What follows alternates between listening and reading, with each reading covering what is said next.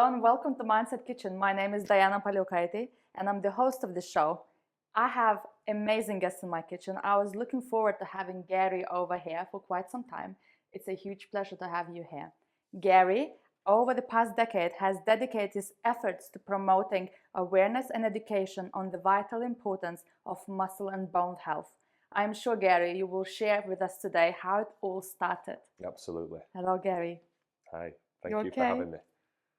Thank you for being here. What a beautiful place you have. Thank you so much. I appreciate it. And you did mention that I have a good energy around this. Well, the house is immaculate. It's beautiful. It's clean. It's organized. And you have an amazing garden. You have an amazing gym. And the energy just feels like I'm at home. And you know what? What a better person to receive this, because you feel people's energies. You're really in tune with the universe and all the universal things. So I think really so. appreciate I feel it. like I'm attuned, and the energy is great. And I'm so honored, genuinely, to be here. And I'm so lucky to have an amazing meal cooked whilst we have a good conversation. So tell me a little bit about yourself, Gary. Wow, where do I even start? So if I start from the beginning, I had a great. I'm blessed. We're all blessed, and I had the best parents doing the best that they possibly could. And obviously, parents always are going to do the best they can, but unfortunately, they're coming from a place of previous trauma. So through that, really given the opportunity to see what I need to do and become a stronger version of myself. And if we speed up to today, we'll start reverse engineering it. Where I am today is not where I was in the beginning. I've been so lucky to travel the world, meet some incredible minds, and really find a way to, put my interest to work in the areas of muscle and bone health. Traveling a lot. I just landed back from Miami a week ago. We met at the Health Optimization Show. But who am I now is somebody who feels really clear and focused on something that really matters, which is, of course, helping people physiologically become healthier, but also make sure that they're emotionally stable as well, because I think one without the other, we don't have a really strong individual or person. And it all started with your grandmother. Yeah. My grandmother really brought me up, and she was a very glamorous lady with immaculate hair. I hope I'm one like that. And the nails were immaculate. And she was just such a fun person to be with. But as we all get older, we believe that the best years are behind us. And, my grandmother, I knew in her spirit, I saw this amazing lady sort of declining, not just physically, but her spirit, her energy, a fun that she used to have, that love in that who she was had kind of gone as well. So when I heard about a device that can actually help her strengthen her bone density, because she had osteoporosis, it had my attention. And that's when I met the guy by the name of Dr. John Jaquish, who's an incredible genius, really is. And his father, who worked at NASA for 40, 50 years, he helped invent the lunar rover. So I kind of thought these guys know what they're doing. So I ended up buying the device and really helping my grandmother work on balance, strength, and then increase the bone density. And that just changed her whole life, from not just being able to live longer and have a better quality life, but to see her go from this lady who was declining to somebody who actually then went back to bingo. She then started to go see her friends. I mean, just life-changing, silly things like getting out of a chair, making a cup of tea. It might not sound like a lot, but for her, that was a massive thing. So when I knew I could make a difference in my grandmother's life, it really gave me a huge weight on my shoulders, because I thought, okay, well, now I know this is possible. I have a responsibility to bring this to as many people as we can. And where that might sound a little bit, playing Jesus, I have to help the world. It's like, no, when you know something that can truly help somebody else, you have a responsibility. So, and then as I move forward, I realize it's not just older people that we need to help with deconditioning. We actually lose 1 or 2% of bone density per year from the age of 30.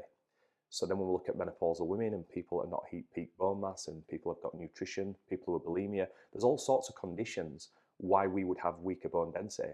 So then we need to help the people on the conveyor belt that are coming along, maybe 30s, 40s and 50s. So now we're really expanding globally on not just awareness and education, but how can we rapidly deploy a screening service that gives people access to the information that they need? And then more importantly, now what? What is the actions we need to take, whether it's vitamin D3, K2, magnesium, calcium, good nutritious food that you're going to be cooking today? How can we get the raw materials to regenerate and help our bodies become, stronger? Thank you so much for sharing that. There were so many things coming up to my mind. The time where I visited you at the Health Summit, and I tried the biodensity machine, and how impressed and surprised I was, because it did require a lot of my own personal strength. There was nothing to do with machine doing anything. It was all me. So it was an amazing experience, and to see how much of that strength in your bones and your muscle mass you have, but also you said you're playing Jesus. Why not to play Jesus and actually make a change? And there's nothing wrong with actually doing that. You're not just saying it, you're doing it. And I'm so grateful you are doing that, spreading the word and actually helping from, I think I am in that age group where I should be now, looking at my bone density and muscle and making sure that I don't decline at certain time and not waiting when it's too late.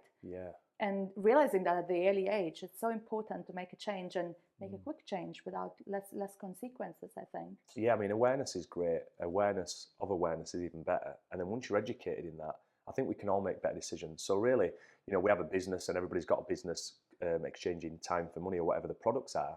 But I think if we can really focus on bringing education, everybody's seeking to get the right information. The problem is that a lot of people are saying a lot of things in the same area, so it creates confusion. But we have to come back to us common sense corner, and we have to just basically look at the 4 pillars.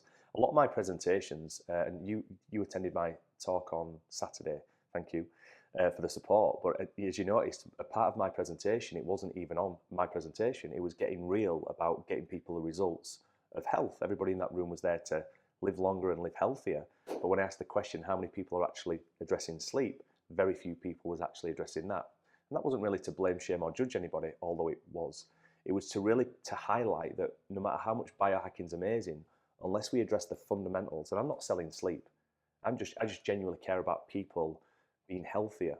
And if we have to look at the foundation, we have to look at the foundational principles of sleep, nutrition, hydration, and movement. And then after that, I can now start talking to you about what we're doing in my presentation and my grandmother's story. And while that might be inspiring, I want people to be in spirit, like back into who they are. And then they can be inspired to go do the best things that they can do. And, really, I think we've all got a responsibility to talk, not just from our own place of our product, but we have to connect the disconnects that really matter. And of course, the 4 pillars of health is those 4. I completely agree with that. And you wouldn't be sitting here because as a person like you are, you have some great mindset messages. So I was really looking forward to discussing those, because I know you are relentless. You are achiever, hard worker, and really passionate about what you do. And your energy, when I met you the first time, I don't know when was that, quite a few months ago, you left me buzzing for the rest of my day. I'm not kidding. Good to hear. Your energy in a good way. In a good way. In a good way. Your energy is bouncing off everywhere. I sense that the first time I met, and sense that at the summit, and you draw in people. And the kind of relationship and passion that you have about this mission, it's genuine and comes across to everyone, and everyone wants to be on your way and help you. Thank you. That's great to hear, because whilst I feel it, I hear it. It's always good to hear it, because that means a lot. That day we spent together, or the short time we had together, I remember, because we had a great sort of, I don't know whether an hour or so, but I felt good. I felt energized when I came away from you. It wasn't about me probably vomiting on you about all the great things. I came away also feeling energized, and I think that's where you have a really great connection with somebody. It's more than just you talking to me and me talking to you. There's an exchange of real energy. And I think that's really valuable, because something we're both saying to each other resonates and amplifies the energy to be able to be inspired and actually get charged to go do good things. And that's why we're here today. Exactly that. I was charged. I was so inspired. And I love all the health stuff, because health starts with your mindset. You have to have the right mindset to even look into your health. Lots of people forget about, each other, ourselves. We kind of think, oh, well, we look at it later when we get older. But no, the time is now. The time is now. Yeah, when is now a good time? Exactly. Now. It's longer now. Gary has chosen for me to cook steak. Steak is quite an often request in my kitchen, and I don't blame you. I cook amazing steak. Well, that's a threat I hope you follow through on. Don't you threaten me with a good time. I'm cooking ribeye steak for Gary with triple cooked chips and a tomato Italian salad. I'll describe you a little bit what I'm going to do, but I'm going to read the first message, and I'm going to prepare the tomato salad, because the little vinaigrette that I prepared needs a little bit of marinating.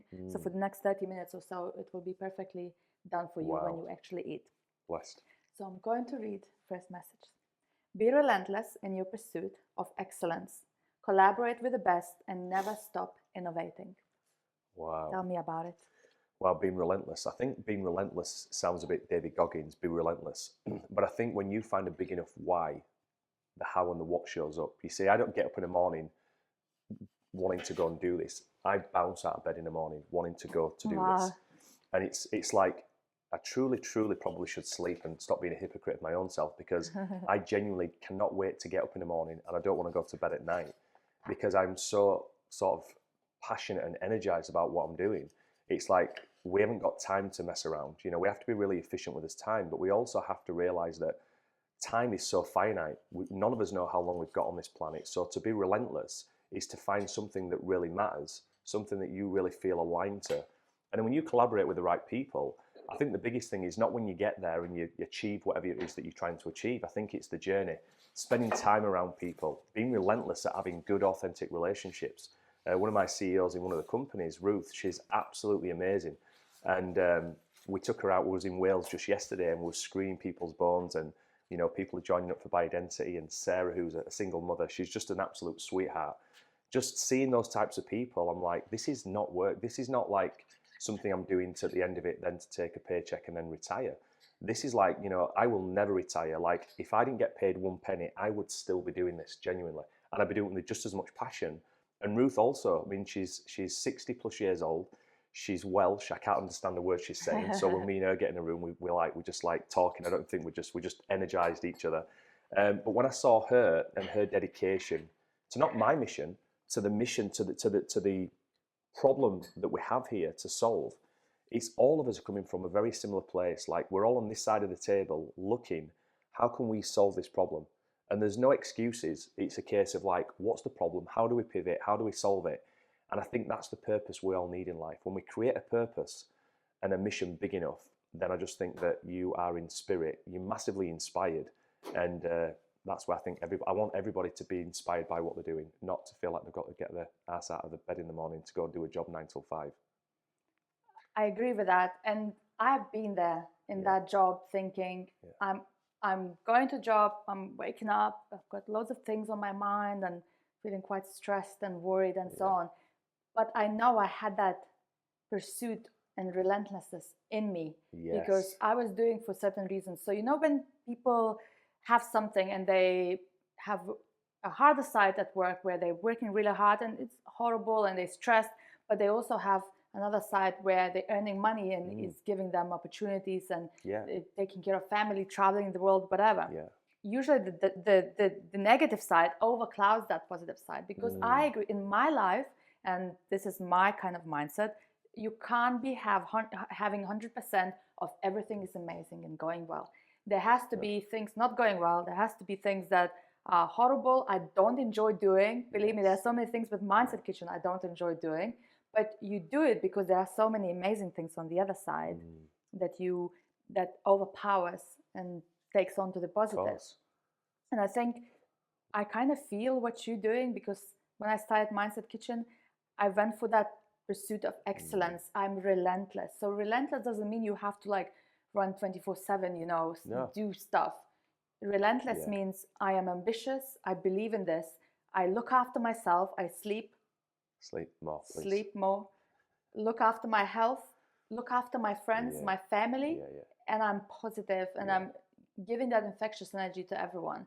So relentless to me, it's actually a positive word. I love it, that has so many different It feels like hard work. When you say relentless, it feels hard work. It feels, I think the real, when you go deep on the word relentless, it's meaning that you're not going to give up on something that really matters. And you're not going to give up when something really hard hits you. Despite of something hits you, you know, we're either in a problem, we've just left one, or we're heading towards one. I think that's the dance of life. I was just speaking to a friend of mine just out there before we come on camera, and there's a really incredible opportunity within one of the portfolio companies that we're working on. And he's a very well-respected business guy, very wealthy, achieved more money now than he knows what to do within 10 lifetimes.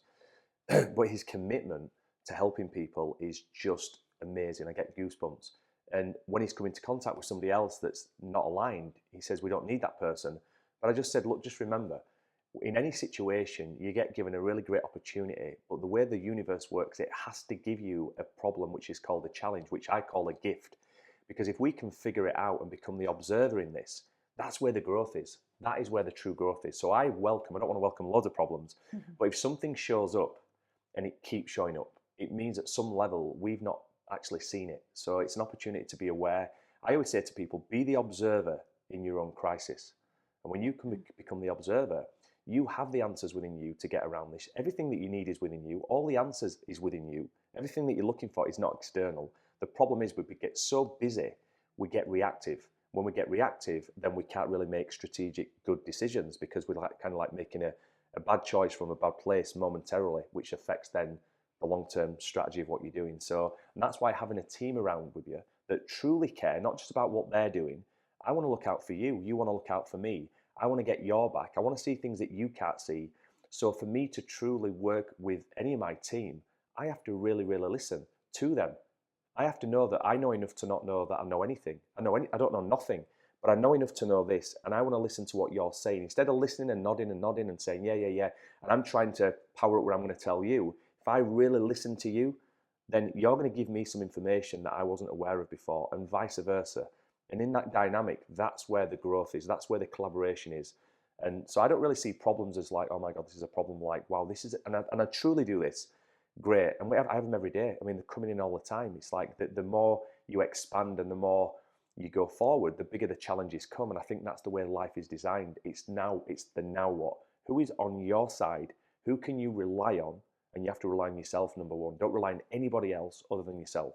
And when you're strong and stable and know who you are, you then don't get overwhelmed, overstressed, and then create cortisol and your health starts to suffer. So anyway, for me, being relentless, having a good mindset and a big opportunity, then I think you can truly tackle some of the world's biggest problems. And having a team, although I have a very small team, or there's a coffee machine cleaning in the background. So you've got a team working right now, cleaning. It's amazing. So coffee is a robot for now. But having a good team is something so important. I have a very small team. I have a video editor and a partner who sets up all the cameras. But these are the two people who really challenge me. My video editor is amazing. He always constantly tells me where I don't do, not necessarily well. He doesn't even say that way. He would say, for example, maybe you should try something else, or maybe stand there, adjust this, adjust that. And without the team, I wouldn't have grown. No. I know 100%. Without the person and the other person telling me that there are some things I could improve on, I would have never improved. So being alone, you're not necessarily going to get that growth. You might get growth if you're so ambitious, continuously going, but it's impossible to be constantly. You've missed out the real essence of life. Even if you get there on your own and you don't need anybody, the biggest human need is connection. So to have that human connection, it's not something in the future. It's like life is happening right now. I always say to people, how do you feel right now? I feel stressed. Okay, great. Why? Well, because I've got this problem. Okay, great. What's that regarding? It's this job. Okay, how long do you plan on being in that job? Oh, for another 20 years. We need to figure something out here where you cannot feel this way. It's okay to feel stressed some days, but if you live in that place where you're overworked, overstressed, it's not good. So to have it, and you just said you've only got a small team. I believe you only need one or two people and you can take over the world. You genuinely want to keep your circle very, very tight. I have lots of people working in different companies, but I have a very small inner circle that really looks after, let's say, me, and in turn, I look after them. But you just need direction and you need to have the ability to listen to your team. So if your editor's telling you, well done, because you are looking and you're willing to take information of another perspective, another observer, because he's looking to give you that 2mm edge, which is going to improve, which is ultimately going to add more value. So when the ego gets in the way, it's a lot of CEOs and leaders that I work with, and we're all on this journey. We've all got an ego. And we have to keep check of it, because sometimes when we think we know more, we then shut off any possibility to something else coming in, and that's where growth stops, and that's not a good place to be. Completely agree. You made me think as well, and my video editor, in a nice way, says, "Don't worry, Diana, you're going from gold to platinum here." So he's being really positive, and I love that saying gold from platinum, because there's so much you can continuously grow. You can continuously grow and never stop. And I think, if I asked you now, over the past 10 years, what was your biggest growth? In what area is it? Could be internal, external, in your business? Yeah, I mean, it's a question that, well, how do I even answer that? I mean, there's been so many growths. I think it's not just one big event. It's the consistent layering of willingness to grow. Because when we have, I think I can pick out one section, is the biggest distinction and growth is me being able to healthily express my emotions and feelings to the people I care about. Because if I don't do that, what you don't say to them shows up in your behavior. And sometimes I never want to upset somebody, you know, because who wants to upset anybody? But what happens in that dynamic is we take that emotion and we suppress it and we push it down. And when we push it down, it just goes somewhere and it holds on to and it's trapped within the cells. So all we need now is that other person to do something, and it's counting all the time. And you've not communicated this to the other person, so they might have not even done it intentionally. They might not, probably not aware that you've even done it. So if you want to have a real, authentic relationship, real, and I mean real in capital REAL relationship, a relationship with that other person because you care about them and love them, my biggest thing is now is that I always, and do it very, very diligently and sensitively. Look, I'm really sorry that I've misled you to believe that it's acceptable. However, I love you so much and I want you to know this is how this made me feel. And you have to set healthy boundaries, because when you allow somebody to cross that boundary and don't tell them, it's not their fault. They're just doing them. So when you can communicate that, I can tell you right now that the other person may go away and think, oh my God, and however they react is on them. But if you truly have an intention to communicate with a person that you love and care about authentically, then that will build the relationship. And since doing that, and this was many years ago now, but that one thing, that one shift really opened up my relationships with people where, you know, I've got guys that work for me and they're high powered. And that guy just then at the end of it said, I love you, man. And he tells me he loves me. Now, he's not got a bromance. I mean, we just genuinely really love each other because we know the heart of each other and we're trying to be better people all the time. So I think the biggest thing for me is healthily communicate to yourself first, to yourself. Because how many thoughts do we have in his head that we suppress as well? No, it's okay to have them thoughts, but we have to find a mechanism to process them emotions. And when we can do that, we're not building up a back catalogue of trauma on top of what we've probably got generational. So yeah, that one thing for me has really enabled me to process a lot of things that would have built up for me and the people that I love. You will tell me at the end. I will tell you exactly how I'm feeling. It went. Yeah. I loved your answer because I put you right there on the spot and you chose that, which actually is the connection of everything. Yeah. I believe having a good relationship communication and being open about your feelings and emotions at work with your partners, it brings so much clarity going forward. You don't have a baggage, as you said. I am one of those people who, obviously, I'm a woman as well, so I'm blessed in that sense that I am more emotional and more able to show my emotion and communicate, whereas sometimes from men, it's more difficult and they suppress it. Yeah. But to find a man, and I meet a lot of people now, a lot of men especially, who show their emotion and who understand the value of it and how it makes them lighter. It's powerful. I mean, at the end of the day, all we are is a set of emotions. That's simply it. So I look at people as introvert or extrovert. When a paramedic goes to a scene, he doesn't deal with the person that's screaming and shouting. He goes to the person that's not making any noise. So when I look at who I'm working with, I notice the introverts, and there's a lot of introverts that work with me, but the genius, they're absolutely amazing. They are the backbone of the company. And I genuinely feel like almost a mother or a father coming over, because I really want to wrap them up and get them to stand on their pedestal and do their thing, because a lot of people don't get a voice. So how can we get them to have a voice in their strength, because they tend to sit back and not say anything? So like my mum, she was a big introvert. I wanted to bring her forward and help her to create confidence. And, a lot of people don't have the confidence to speak the truth. And that's where I really, really feel that we have to acknowledge other people's strengths and weaknesses. And where the weaknesses are, we don't point it out, but we see how we can really support the weaknesses to help them become a better person for themselves. And if we can all do that with each other, then I mean, it sounds corny, but it's just like we have to help other people. Everybody is going through things that we don't know about, and they're trying to do the best that they can. So whatever we do to them is probably nothing than what they're doing to themselves. So we have to really, I think, be so kind to people, because we don't know what people are going through. You don't know what I've gone through this morning, last week, and I don't know what you've gone through. But the time that we get together, what happens if we can have a connection where it just lifts one another? It might just be that mechanism that we need to have a bit of faith back in what we're doing and just carry it to the next time. So I think, being kind, being authentic, authenticity is one of the highest vibrations. When you're authentic, even if people don't particularly like your vibration, all you can be is yourself, because being someone else or trying to be somebody else is hard. It is hard. And I know I'll be buzzing. I'm already containing my energy, just like being calm.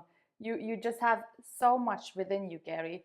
And anyone who has you as their friend, business partner in their lives are really blessed. because Thank I you. absolutely love your energy. And I'm just like, I could talk to you all day, but we Yes. have only probably half an hour left of this. And I hope you are Right. hungry. I'm going to Oh start my cooking word. soon because I'm not I eating for 4 days because of this. No, I'm kidding. it's 4 days. It's a all day filming today. And I have a whole menu set out for you. Amazing. I cannot wait. I will start cooking really shortly. I'm just going to tell you Yes. what I've done there. Amazing. Not that probably I expect you to go around and repeat this recipe, but if you like it, let me know. Yeah. So it's a beef tomato, and just earlier before your arrival, I didn't want to do too much chopping here, so I've chopped red onion there, basil, parsley, garlic, red wine vinegar, and olive oil, salt, pepper. Oh, wow. That's all. This is simplicity is the key to me. Everything I do, simplicity is the key, and it's just getting into the tomato flesh and juices, and it should complement the steak and chips really well. Also, I'm going to start cooking the steak really soon because it needs to have a little rest, and then triple cook chips as well. But I'm going to read your second message. Okay. And I look forward to see what's hiding in that, because it's all coming from experience. Even though you brought this message and somebody else has brought it, we would have totally different discussions, and that's what I love about, because it's your own personal lived experience. Yeah. You're not coming and preaching something you read about or something you would Yeah. like to live by. Yeah. It's purely from your own experience, and that's what I hope audience always gets from this. It's people come with their vulnerability and honesty and share this, and I absolutely love it. Absolutely love it. So the second message is inspire and uplift those around you. You need to tell me more about it. Inspire and uplift those around you. Well, I think that's a responsibility for all of us, but I think we can only do that if we inspire ourselves. But to inspire ourselves, we have to be back in spirit. It's the Latin word of inspiration, in spirit. And when people say, I don't feel inspirational, I don't feel inspired, even if I've listened to people like Tony Robbins, I don't feel inspired, I don't like this person. I always say to people, you can never be inspired unless you're in spirit. And what that really means is to go within, to find out who you are. That. Yeah, I mean, Inspired in spirit. Yeah, well, there's a guy called Tim Story, phenomenal guy, and I said it on one of the mastermind calls, and I was inspired by this guy. I was literally blown away by the things that he was saying. When something resonates with you, it hits your soul. It makes you feel like abundant energy just comes through you. And when he inspired me, I was inspired in such a way that something came through me and it said, listen, if you cannot be in spirit. Sorry, you cannot be inspired if you're not in spirit. And that makes complete sense, because how many people are truly, we're on the right train, but we're on the wrong track. And we kind of know it. So as intuition tells us that something's not right, a nervous system says it don't feel right. But because we're emotionally constipated and we don't know what to do, we still stay on that train and it pulls over and then it continues. So that's a feeling of not emptiness, but something's not right. And that's his body communicating to us. That's his nervous system saying, we have to change something here. So when you can truly find out what you want to do that matters to you, for the first time, somebody might say, for the first time in my life, I feel like I'm just like so energized. What they're really saying is, for the first time, I found myself getting back into spirit. I want people to be reintroduced to who they have forgotten. So for me to help others, to uplift others, it's not really my place to do anything other than try my best to help that individual become more of who they have forgotten. So, when I want to uplift people, I really genuinely care, and hopefully that comes across like we all do. But sometimes we're so caught up in our own bullshit. It's not that we don't care about others, we're just trying to deal with our own world, and therefore you don't become in spirit, you don't become inspiring. Other people don't like the energy, and you don't need two people that are uninspired, because now you're getting a downward spiral of like nothingness. So what I want to do is, not just talk a good game. I actually want to be the product of the product. I want to be an example of what I want others to feel. I can tell people all day long to eat healthy and sleep and do all of this, but if I'm fat, overweight and stressed and my wife's left me and I don't have a relationship with my kids, even though I know theoretically it would be inauthentic to start going preaching that, because I need to go within. I need to visit Dr. Quiet, and then hopefully Dr. Truth will knock on the door and start giving me some of my own internal wisdom to do that. So for me to uplift others and to inspire others is to be the better version of who I am, and hopefully what I'm doing, they see through that something in themselves that can inspire them and get them back into spirit. And then whatever it is that makes you happy, that's great. That's a good day in the office for all of us. Gary, I've seen your doctors speak as well in one of the events that I've attended. Can you just introduce is it 4 doctors? Well, there's 4, but there is a 5th doctor. and I just mentioned the fifth doctor, but in essence, really, I talk about, because I have the privilege to work with genuinely some of the best minds on the planet, you know, from doctors to whether you call them motivational speakers to philanthropic work of charities. And I'm truly blessed, but I'm in those rooms being absolutely inspired by them because I can see the amount of impact they're having on humanity. But we always, at some level, will lose ourselves along the journey and we forget ourselves, and then we find ourselves off track. And then we try to find a solution to it. So a lot of CEOs that I work with generally hit about 50, 55. They're overworked, overstressed. Success was building a company, selling it, and then spending time with the wife and the family. But now the family's grown up, the wife doesn't know who he is, or vice versa. She didn't, you know, it works both ways because you have a lot of high-powered women that have forgotten their selves. But they get to a point where now they try to buy the health back. And the problem is then they're going to this doctor, and you know, if you go see a doctor, they're going to give you tablets. If you go see a surgeon, he's going to cut you. You have to be careful who you go to, because we in the society of healthcare, really it should be called disease care, because we're dealing with symptoms. We're not looking at causation. So for me, I sort of have an acronym for 5 doctors, and it's by my mentor, who's Paul Chek. Paul Chek and Troy Casey are my mentors from 20 years ago. And we talk about the doctors that live within you, because that's all you need. Now, if you get hit by a car at 50 miles an hour, I'm not saying that you need vitamin D3, you need to see a surgeon. But if you can remember the 4 guidance of these doctors, 1 is Dr. Quiet. Mm-hmm. And we all know what it means. I don't need to then elaborate. I can go deeper on it. Dr. Quiet, Dr. Diet, Dr. Happy, Dr. Movement, and then the 5th doctor is Dr. Truth. Mm. And what's really important here is every single day when you're going through a challenge, just say to yourself, which doctor do I need to visit today? And 95% of CEOs actually go for Dr. Quiet. And I ask, why? Why Dr. Quiet? And they say, well, I just need time to think. So I say, well, when was the last time you booked an appointment with yourself? And they kind of laugh, and what do you mean with myself? I'm like, well, if you look at your diary, pull the diary up, we'll look at it, they're chopped. They've been so busy booking meetings with everybody else that they've forgotten to book a meeting with themselves, and that's Dr. Quiet. That means where they get time for themselves to work in, not work out. When you work out, you expand energy. When you work in, you build energy. And just time to think and just collect all the thoughts, because in the morning, by dinner time, it's a very different, overwhelming, so you have to reconnect back to what's happened. So if you don't book a meeting with yourself at least once or twice a day, then you're going to be a busy CEO that's reacting. And you've been so good at reacting for so long, you're missing the bullseye, but you're not far off. But if we can get you to visit Dr. Quiet, then guess who knocks on the door? Dr. Truth. Dr. Truth is your internal voice. Everything you need is within you. You're looking for the answers externally. But when you get that clarity, my word, can you make some better decisions for you? And ultimately, that's the, I think that's the dance. The 4 doctors are just an acronym to say, come back to basic stuff here. Dr. Happy. When was the last time you was happy? It was like, oh. Well, to me, successful people at the end of it, if you've just gone 10 years forgetting to have fun, well, I'm not saying you're not successful, but for me, the only thing that matters in any given moment is the way that you feel. How do you feel right now? Check in with yourself. You know, every single day, check in with yourself. If you have more days that you don't feel good, you need to take a check of what your life is and what you're doing, because if you speed that up 5, 10, 15 years, that's not, I've read the later chapters of that book. You're going to be overworked, overstressed, and you're going to miss out on this amazing gift called life. And you have to see all these doctors for quite some time. Oh my word, Dr. Movement's a great one. You know, for a lot of office workers, sat down 8 hours a day. When was the last time you moved? To move is to feel. You can never solve a problem in the mind. You have to sometimes go to the body, and then the body then recorrects the mind. It's all connected. We're all connected here. We have to move. We have to be happy. We have to get nutrition. You know, you're cooking a beautiful meal. You are what you eat. If people are constantly looking for sugary foods, it's not a food problem they've got. They've got an emotional constipation. They feel a certain way and they're looking for instant pleasure, but they're going to have long-term pain. So we have to, at some level, wind it back and say, what is short-term pain, which is called discipline, to have long-term pleasure? And if we can keep correcting those coordinates along the way, hopefully we've got a plan of success and we don't lose ourselves when we go off-road. I absolutely love you defining those 5 doctors. And to be honest, actually having the definition of the things you need to kind of knock on the door of the doctor and get in there and address it, it's a really good way, an easy way to follow yourself and be on track, because I couldn't live without doctor movement. It's one of my favorite things. And I have to move. I went to gym before filming as well. I run a lot, exercise.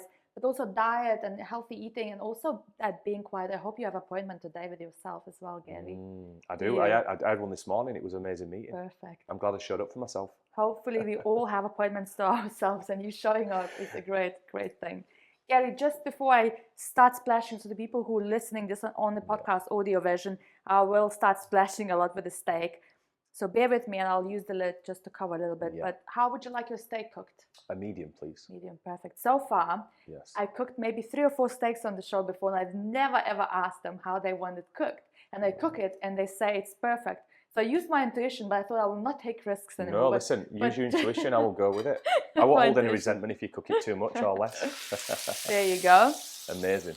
I'm going to cover slightly, but going to cook medium. And the way I cook, Gary, there's no secrets here. I literally just look at the steak and know this is medium.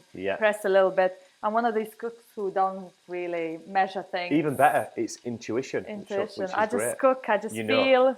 And when someone asks me, so how long do I cook these? I'm no idea, just check when they cooked, you know? So I'm not really good at giving a recipe ingredients. That's why when I cook, majority of the times I consult it's from the heart. internet. I love it. And from my heart, but I consult internet of the idea, because then I can take their recipe and give it to you, because I'm really bad at measuring. All of these sources gave measurements. I just chop things in, taste it. That's the best chefs, I think, in the world. They just grab it, they just know, they just throw it in, and they just make magic. Exactly, that's the same way I think I'm doing things. But also the second message, inspire and uplift others around you. The Mindset Kitchen was born because I wanted to inspire and uplift people. And while sometimes I'm sitting here and thinking, is anyone even getting inspired and uplifted? I get the messages afterwards, and I feel so amazing. Maybe for the next day or 2 or 3, I feel like I've done the job. And when I came up with this idea, I felt like it's almost, I can't do this alone. I need the same energy, these energetic people who do things that sometimes you wouldn't even know that they exist. But I want to bring here these people and to create this ripple effect. So it's actually 2 of us now rather than 1. And it amplifies, because when you bring those energies together, it increases significantly. It's not 1 add 1 in this energy field. It's 1 add 1 equals 10, because it amplifies, you know, and this is why together you can achieve so much more with people. And it's fun as well. You know, what better than to spend time with somebody that you genuinely enjoy? You know, this is the only thing we've got right now is this time.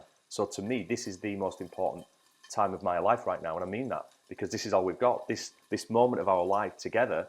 You cooking me an amazing steak. I mean, like, I have to pinch myself. I'm like, really? Where's the catch here? You're going to make me do 100 press ups? I mean, what's the catch?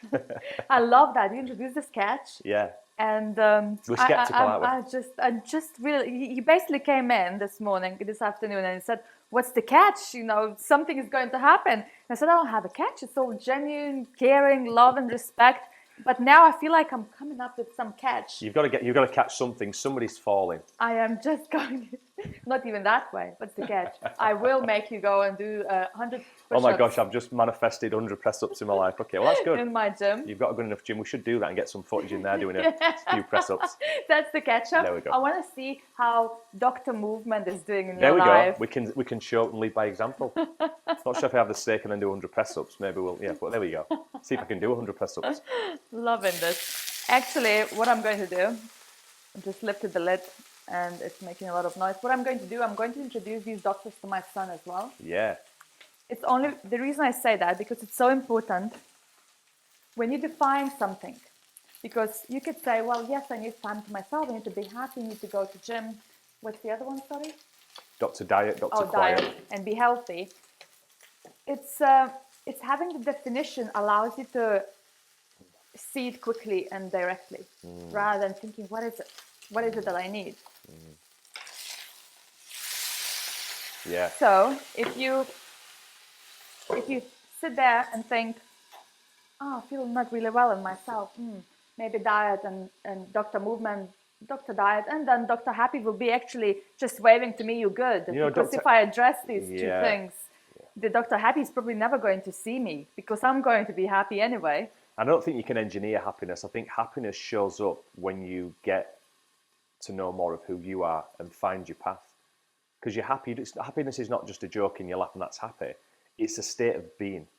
I genuinely wake up like happy. I mean, it can probably irritate a lot of people, Because why is this guy so full of energy, or why is this person so happy all the time? Because part of them, there's a resentment because they're not feeling that way.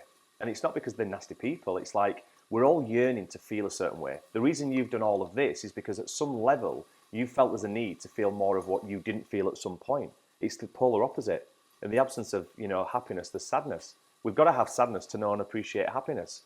So that's the dance. We all go backwards and forwards. But if we can find a way to stay, 7 or 8 as a consistency, as opposed to 3 and then a 10, we hit the roof and we're like unhappy and extreme and anxious, and then on the floor and then, happy. We've got to try and keep a nice steady balance of homeostasis, of continuous happiness, not just one event. It's obviously not always possible. The continuous happiness is almost like who has the continuous happiness, No. but also it's how we frame happiness. Yeah. In my view, I can be a little bit unwell, or I don't know, I could be even bloated and full and ate junk all weekend. Yeah. But the happiness is looking at it, you know what, I enjoyed myself. I'm so grateful I got to do all these things. Yeah. So it's looking at happiness and saying, well, I can't be happy 100%. It depends how you look at the happiness as well. I love what Wayne Dyer says, change the way you look at things and things that you look at will change. Exactly. And, life is not a dress rehearsal. So there's always somebody worse than you are. And not that you need to think of somebody else worse to make you feel better, but I think when you can find appreciation and gratitude in the things that are not the best in that moment, then I think life becomes very different. What can you be grateful for in this moment? So if you're going through a challenging time, we tend to look at all of the things that's not working, and then we tend to pull in all the back catalogue of shit because it's why me, and that happened last week, and it's just a download of absolute shit. But if you actually was to say to yourself, right now, so this is Dr. Happy, and I have loads of labeling underneath. So in that moment, you might think, well, I don't want to visit Dr. Happy right now. I need to visit Dr. Quiet. I need to just be quiet. But in that moment, if you can find a way to be grateful for 2 or 3 things, you can always find something to be grateful for, even if you think that you can't. And when you can label it, that changes immediately your thought and your focus. And at some level, that gives you the appreciation for the moment in the times where you might need it the most. I love that, exactly. I love the Wayne Dyer quote as well. It's one of the things that I live by, and it's when we lose ourselves slightly and you think we're not really happy, it's if you change the way you look at it. And the happiness is everywhere. It's everywhere. And breath work's great. In that moment, change the way you breathe, because in that moment of emotional sadness, let's say, then look at the way that you're breathing. Most people that are worried and anxious are breathing shallow. Where's the shoulders? It's down. They're very light breathing. So when we change this physiology, it changes the psychology, literally.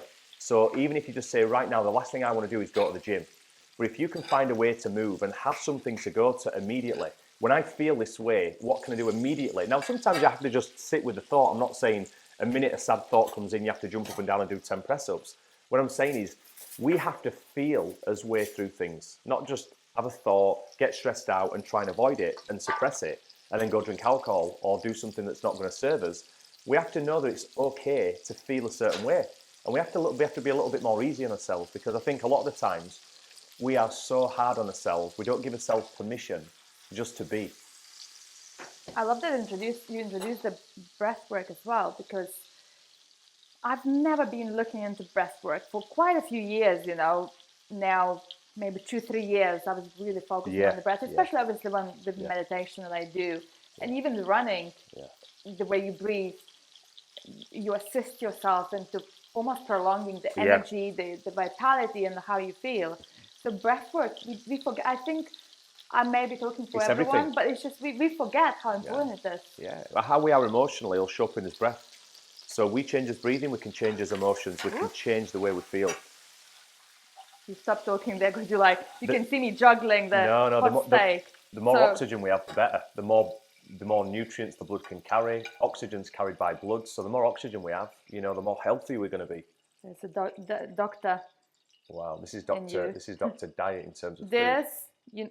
So I may not be cooking the most healthiest meal because I want you to indulge yourself, but it's all about balance. Did you put love into this meal? So much love, so much positive energy. Healthy. It's so healthy.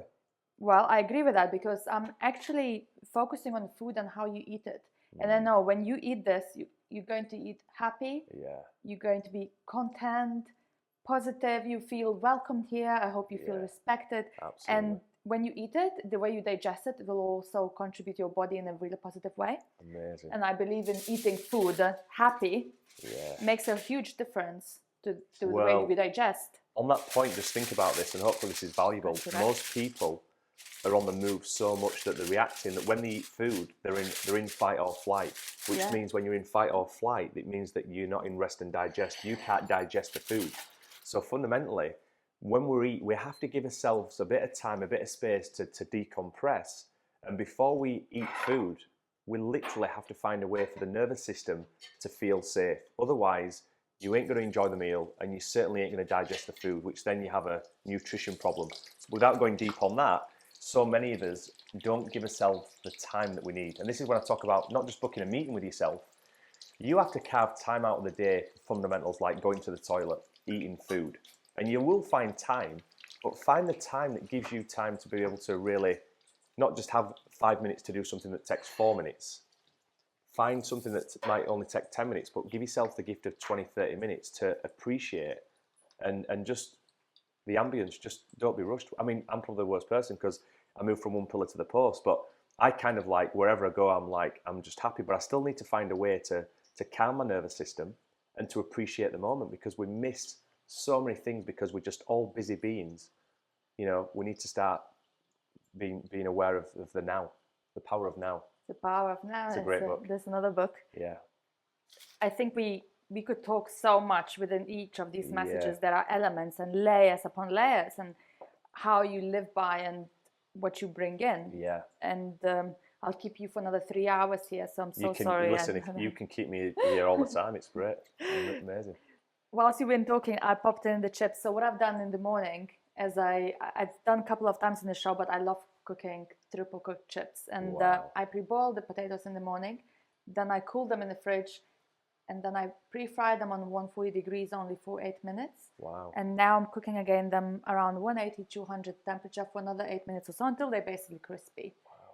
The steak is resting, and I've got one final message, sadly, one final message to read through. Aim high, work tirelessly, and believe in the impact you can make, both for individuals and for the planet. Boom, yes. What a message to finish off. Fantastic. I think we've got to find something that's more than just us. We've got to find a way to bring something way bigger than ourselves, because you know what I'm doing and what you're doing, it's all about us, but it's actually nothing to do with us. We become the steward of what we want to be remembered for. So when you can find something like, what do I want to be remembered for when I move on?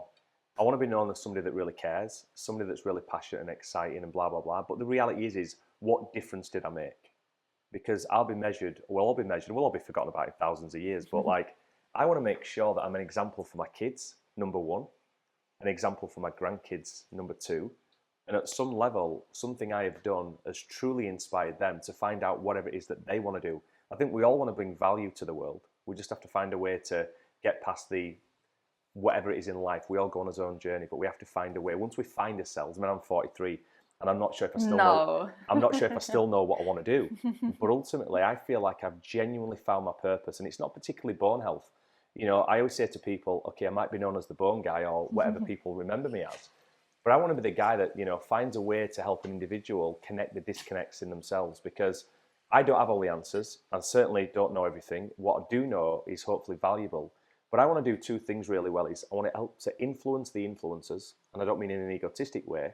If a topic matters, then how can I find an influencer to influence masses to make a difference? And then how do I connect the disconnects that's going to really amplify the mission of what we're doing? And in this case, we will solve. In fact, osteoporosis will be a choice. Anybody will be like, you remember when you used to not do anything and you'd get osteoporosis? I want for everybody to know that your foundation of health starts with your skeletal system. We don't have an obesity crisis, although we're doing away. We have a skeletal health crisis. So we talk about cooking amazing food and nutrition. You are what you eat. You have to make sure you get good nutrition, because if I was to summarize in a sentence what health is, it's to nourish the cells and detoxify the body. It's basic plumbing. We put food in his mouth, we digest it, we get the nutrients, and we eliminate. And most people can't eliminate because they're eating the wrong foods. And that's life. We have to have a mechanism, put water in a bath and empty it. It's the process. But we get backed up because we don't have a mechanism to actually get rid of it or process it. So for me, the impact I want to make is one of to be inspiring for others, but I want them to also be back in their own spirit. And whatever I do, I know that I'm going to be around the right people because I'm going to choose my environment. Environment is stronger than will. So if you know you're not in a good environment in the head, you need to change environment. If you're not in a good environment geographically, you need to change it because you have to keep checking in with yourself. So for me, I always want to be around the right people, and when the right people get together, then magic happens. There's so many things coming up to me. One of the things is that we underestimate the impact we can make because little small steps towards something already making an impact. And if we all thought the impact made and the receiving what you from the impact you may not receive right away, but you keep on doing, and there's that relentlessness and that ambition and that passion, you will make an impact. It just starts small, and it just starts accumulating. But also the environment you mentioned, it's so important because I've read a lot of books about that, but the environment also, as quite a few people who perhaps read these books know, they changes our DNA so that we switch off certain neural pathways and turn on some other ones. So the ones that perhaps do not serve us really well.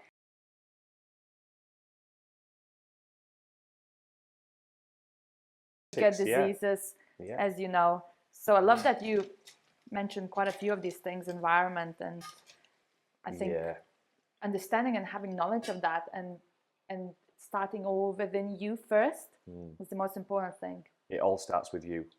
Most people don't have good relationships because they don't have a relationship with themselves. So the biggest thing I would say to people is, and this is to remind myself, is always make sure that the relationship with you is strong, because when that's strong, you truly are going to find a connection with other people, because now you know who you are, you're going to attract to other people what they see in you. And if you're somebody that you're not, you're going to attract somebody else that they're not, and before you know it, you've got I wouldn't say an unauthentic relationship. There's two people that don't even know themselves that have met each other, that have got a friendship that's really going nowhere. We're only here for a short time. Let's really have that deep, meaningful connection with ourselves and with others, because for me, the biggest thing is social impact, social connection, and having fun with the people that you care about. And I'm so happy because I've got a lot of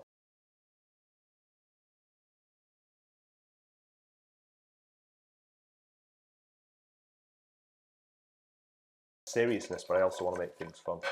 I have no doubt, Gary. And I think, in my view, when you die, I know you have left something behind to be remembered. Probably an expensive funeral bill.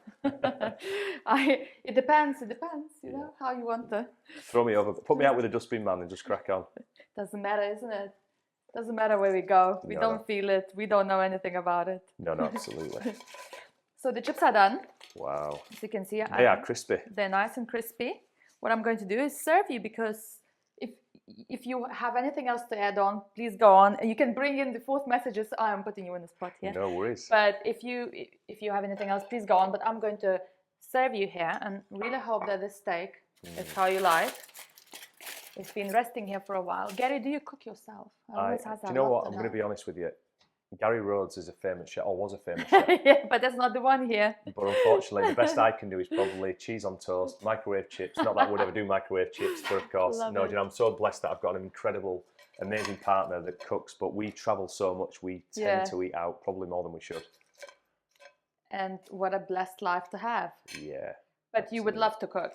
Do you know, actually, one of the things is to learn to speak Spanish and to start cooking, because I think that's where I think we all need to come back around the kitchen, actually, and we all need to start cooking as a family and sharing food together, because I think a lot of people now, it's like the campfire. How do we get back around the campfire and have meaningful discussions and checking in with the family? Life's so short, we don't even know who in the house we're living with, really know what they're going through. We're all living an individual life. So yeah, I think cooking is something we should bring back to mainstream with families and communities.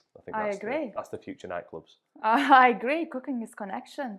For sure. That's the reason I have food Unless here. I cook, and people might think, no, let's just give this cooking business up. I love hosting, so anytime you want to come over and I'll cook, it's my pleasure. There you go. I'm going to serve you now, and I'm just going to tell you quickly about the chimichurri sauce. Have you ever tried it? I have. You have, yeah? Unbelievable.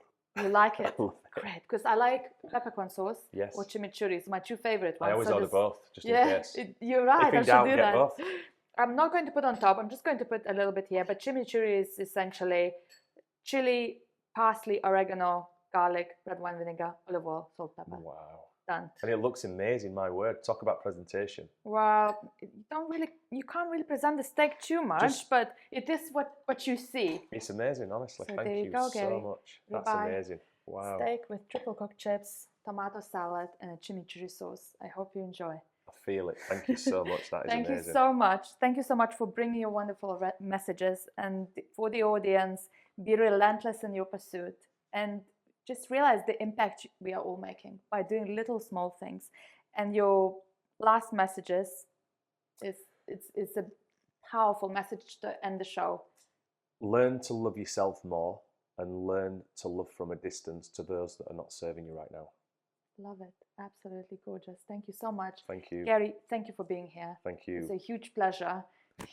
You can see how happy he is I'm to happy now because enjoy the meal at the this end of the crystal that show. I'm taking around with, it's always good energy. I It's love beautiful it. quartz crystals. I So love crystals as well. amazing. Thank you, Gary. Enjoy, please. Thank you, everyone. I'll put Gary's detail on my website as well if you want to get in touch with this wonderful soul. It's been a pleasure to have you. I am buzzing and I'm just going to buzz away. Thank you.